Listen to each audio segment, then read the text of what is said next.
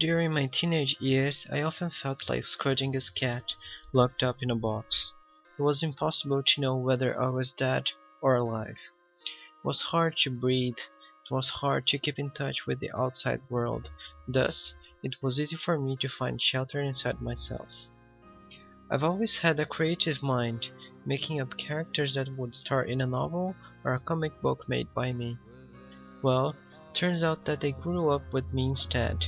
Something kept me from imprisoning them in paper, giving a permanent story for them to be in, and maybe disappear forever from my mind. No, I could not be so evil with them. I had to let them watch me and intervene if necessary. See, they weren't imaginary friends, but everyone admires one fictional character or another.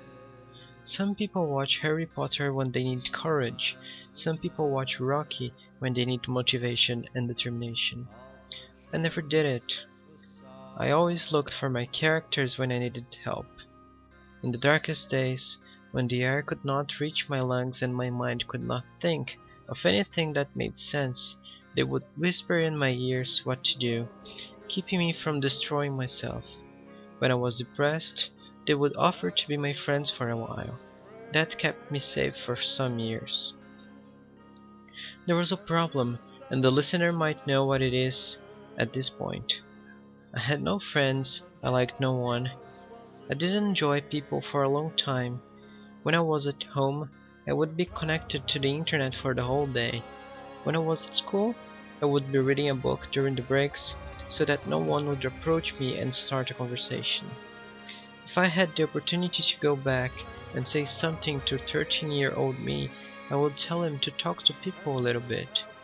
I would tell him how the outside world is beautiful, full of things to do, full of interesting details and interesting people. I would tell him to let the characters go so that I could live an uncertain but wonderful life. For when you live day by day, you never know what comes next.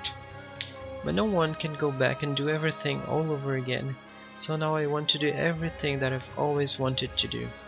To be happy is on the top of the list. Life is not supposed to be safe. It's supposed to be dangerous and eventful. You cannot spend your whole life locked up in a box. The world needs to know that you're alive. I learned this at the moment I let the characters go, 3 years ago, when I was accepted in the university. Finally, I had the opportunity to focus on what I liked, instead of learning things at school that, for me, were meaningless. I was, then, motivated and decided to be the best that I could be.